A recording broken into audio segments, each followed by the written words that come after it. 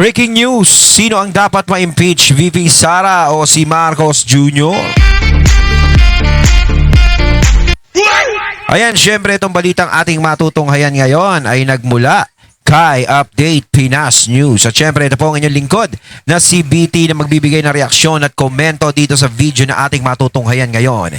At huwag na natin pagtagalin at sabay-sabay na nating panoorin ang laman ng video na hatid sa atin ni Update Pinas News at bibigyan natin ng reaksyon ng balitang ito. Pasok! Okay, magandang gabi po sa ating lahat at ito magpag-usapan natin itong mga ganap, no? Sa patungkol po sa impeachment. Ayun, syempre bago natin simulan ang video ito, nais ko nga pala magbigay ng credits dito sa boses at video na matutunghayan natin ngayon at bibigyan ng reaksyon. Walang iba kundi si Don Mar TV. Syempre huwag niyong kalimutang suportahan ang channel ni Don Mar TV. Mga katunay, pakibisita po yan at huwag niyong kalimutang mag-subscribe at mag-follow para maging updated po kayo sa mga vlogs, reactions at sa mga balita na hinahatid sa atin ni Don Mar TV. Ayan, syempre Sir Don Mar, ipagpatuloy natin natin na marami pong nakasampa na impeachment laban dito kay Bongbong Marcos. At tatlo yan eh. Yung una, pinagdudahan yung una na medyo pang-distract laman yun at parang panggiba sa procedure ng impeachment trial, no? Tapos ang totoo niyan, no, ako naniniwala ako itong dalawa, no? Noong una hindi ako naniniwala doon sa mga aklaan, doon sa Makabayan Black. Sa tingin ko naman, no, nung napanood ko yung mga balita ay sincere naman sila na nag-file ng impeachment complaint. Tapos eto rin na sa grupo nila Attorney Topacio, nag-file rin sila ng impeachment complaint. Pero ang pinapaniwalaan ko ay yung grupo nila Attorney Topacio, yes, nila Mike Defensor, kasi po sabi nila this is an impeachment complaint, ito yung boses ng taong bayan. Pero kung tutusin, yes, talagang nagpasa sila. Yun ang dapat nating paniwalaan. Dahil alam natin sila Attorney Topacio, sila is talagang okay talaga yun. Talagang totoo talaga yun. Pero doon sa mga aklaan nga na nababanggit ni Sir Don Mar, medyo para sa akin parang medyo palabas lang ng konti yun. Medyo hindi ako naniniwala doon. Hindi ganun katiba yun. Kaso nga lang, yung legit talaga na pagsampa ng impeachment na yun, yung isang yon, yung kila Attorney Topacio, parang, di ba, parang nabalitaan ko, parang hindi daw pinansin at hindi parang umalis yung, ano ba yun, yung pagpapasahan nun, parang ganun. Oo. This is the complaint of the people patungkol po kay BBM. Okay? So, dahil meron dyan mga impeachment rin ni BBM, meron rin dito na piniprepare nila kay BP Sara. Okay? Kasi ayon sa mga Makabayan Black at sa mga kakampi ng mga Administrasyong Marcos, especially itong mga congressman sa House of Representatives, yung mga kaalyado ng administrasyon, isabi nila hindi pa raw tapos at kailangan pa itong ipatuloy. And they believe na dapat yan na ipagpatuloy. Na kahit sinabi na ng Supreme Court na hindi uusad ang impeachment complaint laban kay BP Sara kasi po halatang-halata na pamumulitika. Okay? So, ito yung napansin ko. Yung kay BBM, sinampahan, merong nag-file ng impeachment complaint kasi nagrereklamo ang taong bayan. Ang kay VP Sara, ang impeachment niya ay reklamo ng kalaban niya sa politika. Yes, yun ang pinagkaiba. Tama si Sir Don Mardon. Ang nagrereklamo kay PBBM is yung mga taong bayan. Galing doon sa taong bayan. Di ba? Ang nagrereklamo kay BP Sara, yung mga nakapwesto na galit sa kanya, ang laki ng pinagkaiba, di ba? Kaya kung mapapansin mo, kahit sabihin natin na marami silang reklamo na inihahain kay BP Sara, maraming kaso na inaano kay BP Sara, kita nyo, hindi pa rin bumabagsak yung trust rate ng mga tao kay BP Sara. Ipagpalagay natin na sinasabi nilang medyo bumababa, pero nangunguna pa rin siya. Kung bababa, katamtaman lang. Sobrang katamtaman. Gatiting lang.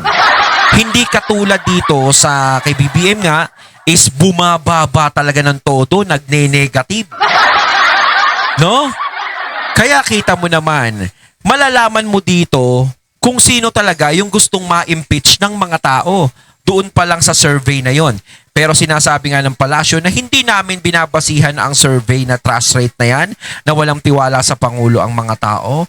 Para sa akin kasi maganda rin kuning basihan yun eh. 'Di ba? Mas maganda nga yun na maalarma kayo. Maalarma na eto na pala ang nangyayari sa atin, na wala ng tiwala sa atin yung mga tao. So gagawa ka ng paraan para muling ibalik sa iyo yung tiwala ng mga tao. So ano yung dapat mong gawin? Siyempre hindi yung tirahin ng mga Duterte, lalong babagsak ka. 'Di ba? Dapat hindi ganon. So ano yung paraan para muli kang magbalik? Para muli, no, na mamayagpag ka uli, kung mamamayagpag. Kaya kita nyo si VP Sara, hindi bumabagsak ang ratings niya. Habang tumatagal, lalo siyang lumalakas. Kasi sino lang naman ang gustong magpatanggal sa kanya? Yung mga taong nakapwesto na galit sa mga Duterte. Pero yung taong bayan, hindi siya gustong matanggal. 'Di ba? Yun ang dalawang kaibahan. Okay? At ito pa, ang kanilang reklamo dito kay Bongbong Marcos na impeachment complaint, marami. Yung betrayal of public trust, yung mga pinirmahan niya na budget, na bilyones, halos nga umabot ng trilyon, ha? Ang mga questionabling pera na nawala. Oh. Pero etong kay BP Sara, 125 million lamang. Pilit pa nga ina-upgrade ito ng ni Trillanes na bilyones raw. Kasi hindi umubra yung 125 million. Kasi alam naman natin, gawa-gawa lang nila. Wala silang mabintang dito kay BP Sara. Diyan talaga masipag si Trililing eh, no? 125 million, ina-update niya, ina-upgrade niya sa bilyon-bilyon. Grabe, no? Wala talaga akong masabi dyan kay Sundalong Kanin. Siya lang ang naniniwala sa sarili niyang reklamo. Okay? So, ngayon, dito sa video na ito, ay pakinggan natin itong programa ng SMNI na bakit nasabi nila na itong mga pag-file ng mga reklamo laban kay BP Sara, yung plunder case, yung mga malversation, graft charges ni BP Sara, hindi po ito magtatagumpay. Pakinggan natin. Kasi alam naman natin, ginagawa nila Trillanes yan, obviously, at ang taong bayan alam na galawan ni Trillanes kasi po malapit na ang election 2028. Okay? So, ang kapal rin ng mukha eh. Kahit alam na ng taong bayan, pero sige lang sila ng sige. Sige, kasi karapatan nila yan. Sige, walang problema. Pero hindi na nila inisip ang kanilang dignidad, ang kanilang reputasyon. Nasabi ko sa kanila, ng mga kalaban ni BP Sara, na kung sino man yung kumalaban dito kay VP Sara o dito sa mga Duterte, ay talagang matatalo. Yan ang natin, di ba? Sinabi sa inyo. Pero bago ang lahat guys, no? Bago natin ito pag-uusapan, help me po muna na i-like at saka i-share itong ating video para kakalat ito sa taong bayan. Marami po ang makaalam sa katotohanan at aware tayo sa nangyayari ngayon sa ating lipunan. Okay? And sa mga bago lang dito sa aking channel, kung ngayon ka lang nanood o nakakita dito sa vlog ng Donmar TV, i-consider nyo na i-subscribe itong channel na ito kasi libre lang po ang mag-subscribe sa YouTube channel. Okay? Walang bayad yan, mag-subscribe ka. Updated ka pa dito sa Donmar TV. Okay? Sa mga current events. Play natin. Subscribe na, nakasubscribe na ba? Okay. So play natin itong video at magre-react tayo. Gusto talaga nilang manalo sa 2028. Ang nakikita siguro nila, they're so unpopular. Kasi nararamdaman yan eh. Kasi alam mo, yung marami sa nagpaplano na tanggalin si Vice President Sara, alam mo, namuno na sa gobyerno ang ilan dyan. At kaya nga nanalo ng todo si President Duterte eh. Kasi nga, sa reklamo, sa incompetence na nakita nila yung administrasyon na natalo tuloy, no? yung pinalitan ni President Duterte, maraming incompetent doon. Yan, nagpipilit bumalik ulit ngayon. At nakikita naman nila na para bang kunahan dyan si Vice President Sara, baka hindi sila manalo. O baka hindi sapat ang pandaraya. Yun nga ang argumento doon di ba? Kaya pilit nilang gawa ng kwento, binibintangan, kahit papaano sa paniwala nila ay mabawas-bawasan ang boto siguro. Tungkol doon sa pandaraya, no, talagang hindi makuha sa pandaraya si BP Sara. Sa totoo lang talaga, kung sakasakaling si BP Sara makatakbong presidente sa 2028 at sakaling dayain siya, matalo siya, talagang magiging malaking usapan yan. Para sa akin kasi napaka-imposibleng matalo siya Sa totoo lang.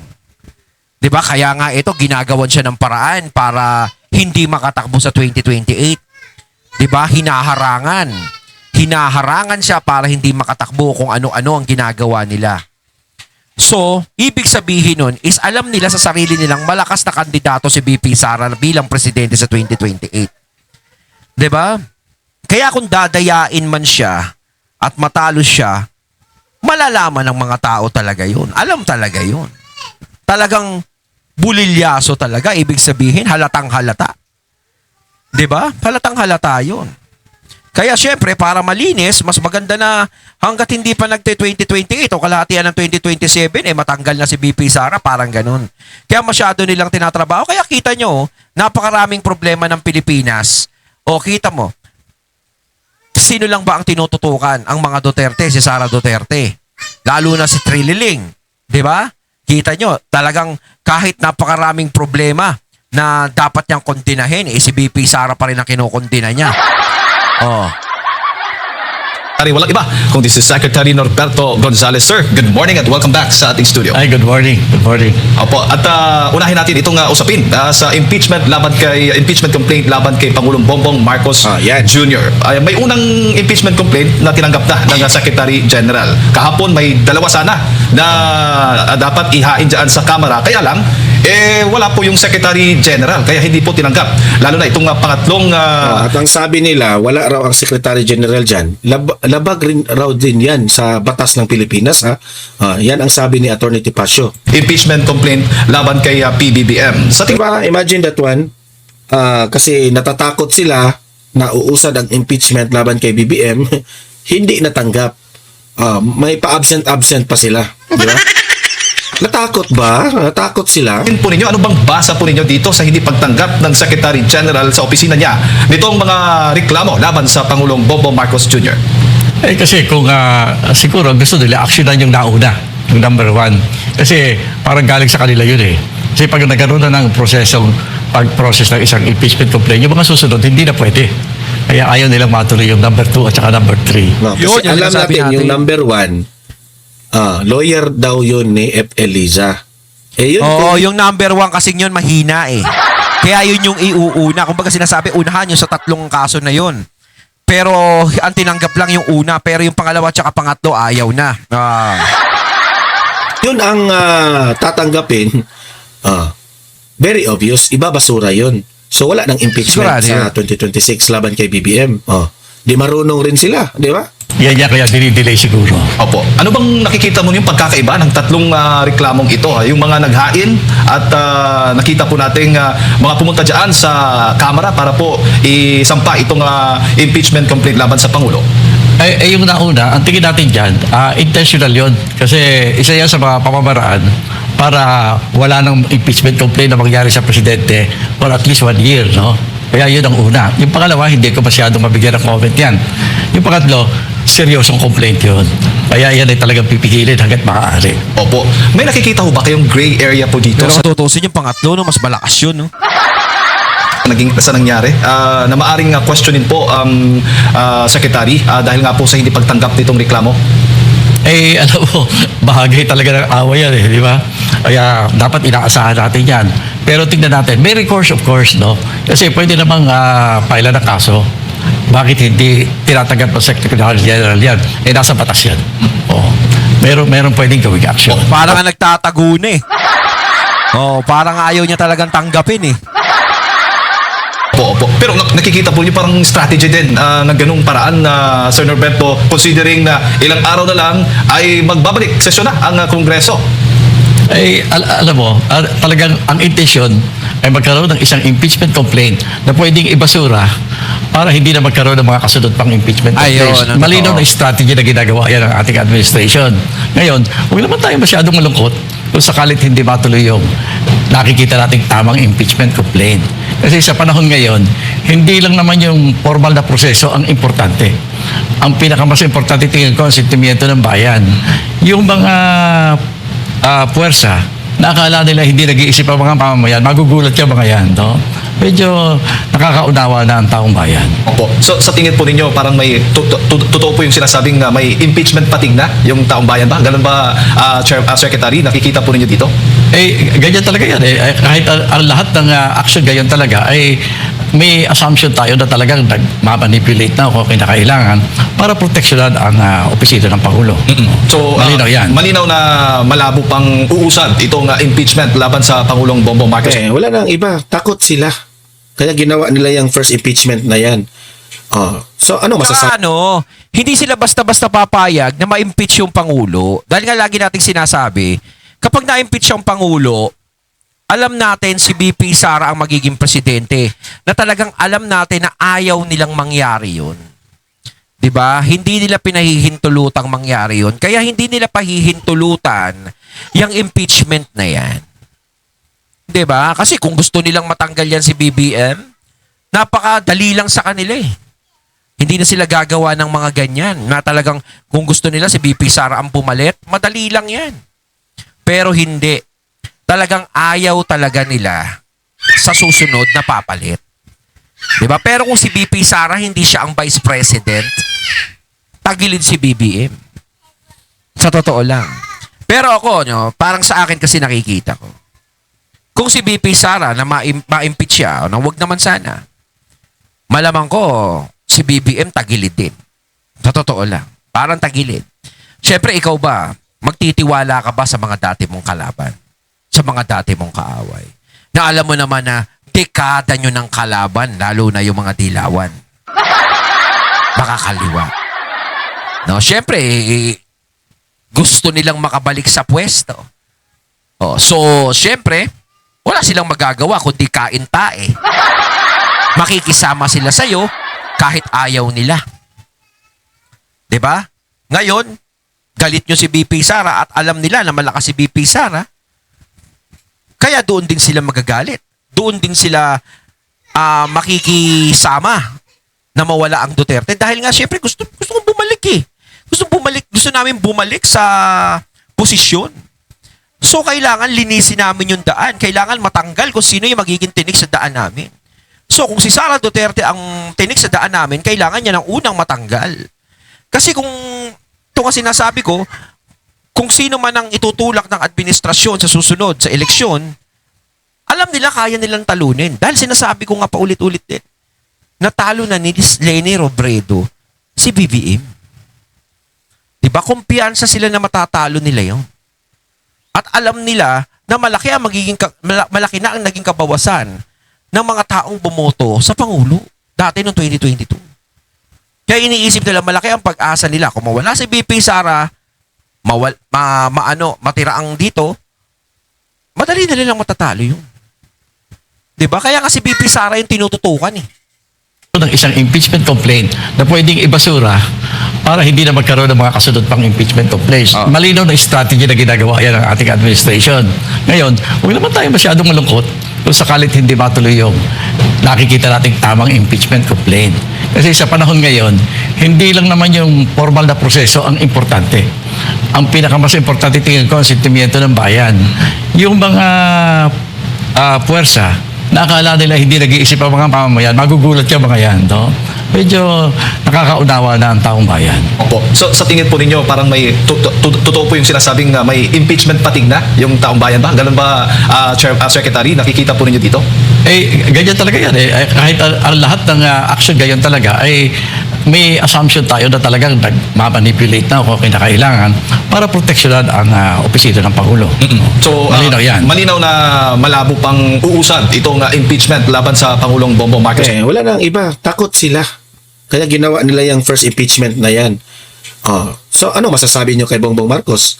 Halatang halata na itong si BBM, greedy, hungry sa power.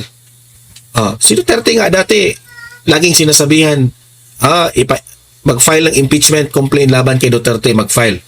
Sabi ni Duterte, hindi na kailangan na mag-file kayo ng impeachment complaint. Kapag ang taong bayan magreklamo kay Duterte na mag-file ng impeachment complaint dahil merong ginawang kabalastugan si Duterte, anong sabi ni Tatay Digong? Wag na. Nagsasayang lang kayo ng oras. Ako na mismo ang mag-step down. Yan ang sabi ni Tatay Digong. Ayaw naman ng taong bayan. Kaya nga si Tatay Digong ganun eh. 'Di ba hindi siya ganun kasakim sa kapangyarihan na gaya na sinasabi ng iba. 'Di ba? Si Duterte talaga, si PRRD, talagang kung ayaw sa akin ng mga tao, aalis ako. Hindi manhid o makapalang mukha ni PRRD. 'Di ba? Siyempre, taong bayan na nagluklok sa'yo eh.